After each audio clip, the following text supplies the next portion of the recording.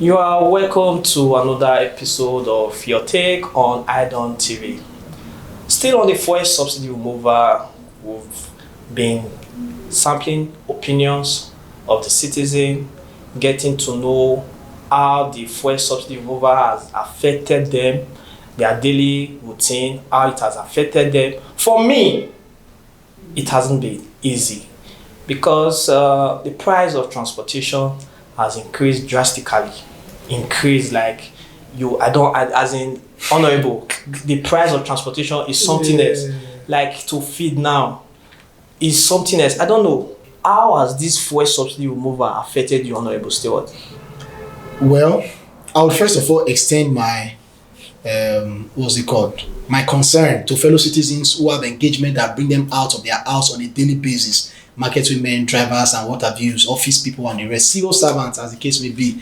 So, but for me personally, it has been so challenging to the extent that we run the office with generator most of the time because electricity has not been so constant. Okay. So getting fuel to run the office for hours and everything, it's actually more than ×2 of what we use in running our office daily before. So it has not been so easy in that regard. Then mobility, it has also been challenging. Sometimes I just see some persons on the road, I just have to help them if they so open their mind to be helped. I just help them and drop them somewhere close by for them to reach their workplace and all that. So this has been a challenge so far for me personally. Otherwise, you say what? You start helping me.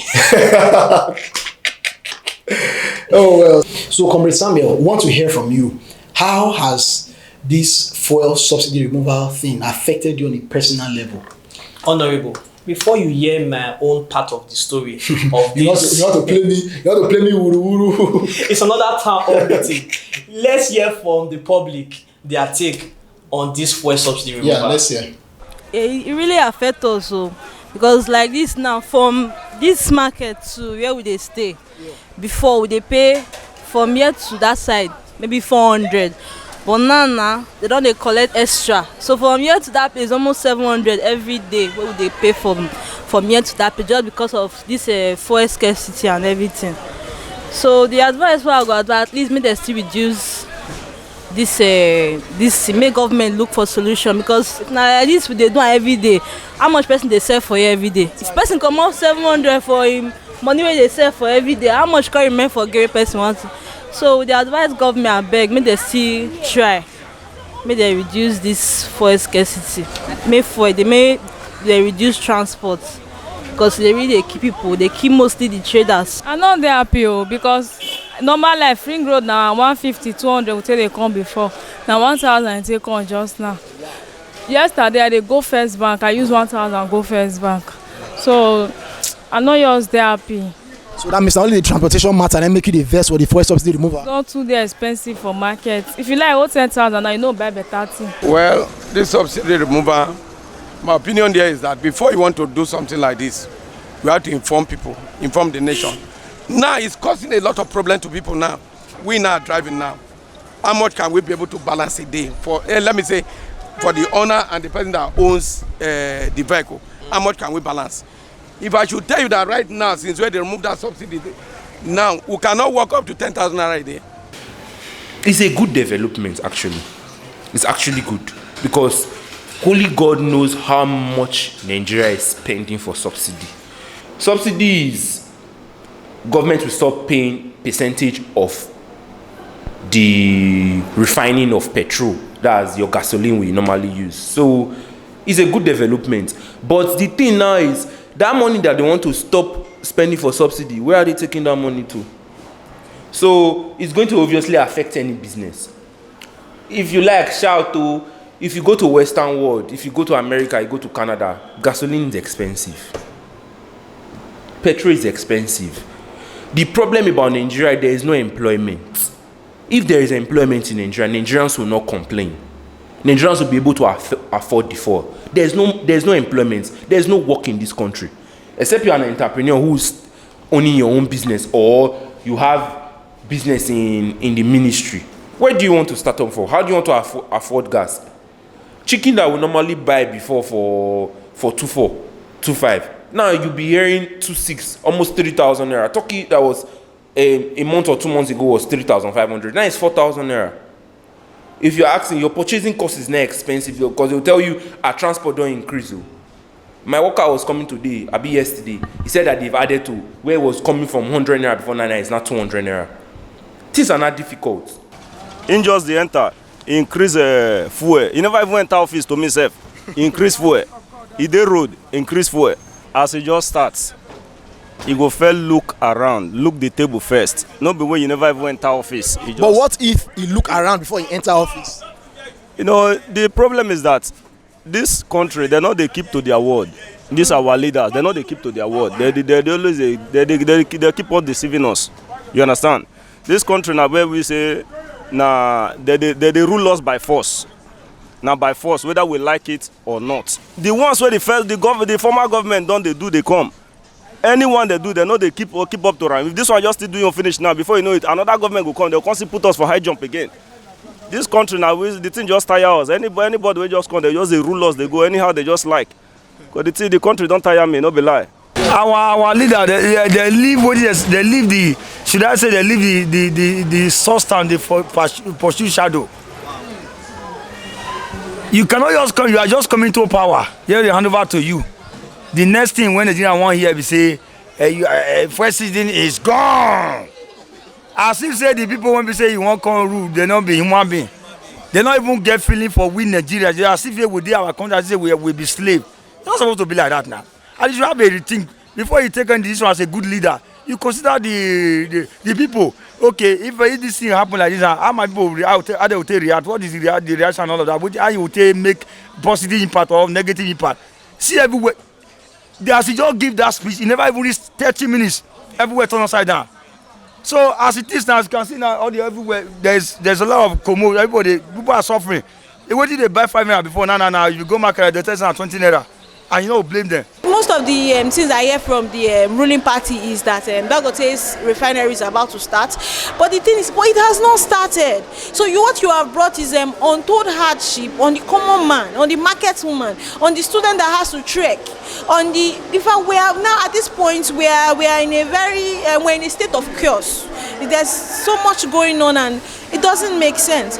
So we're saying that give us a little bit of time, create structures, then you can then remove the fuel subsidy to use it for other things. But let us face it, we're in Nigeria.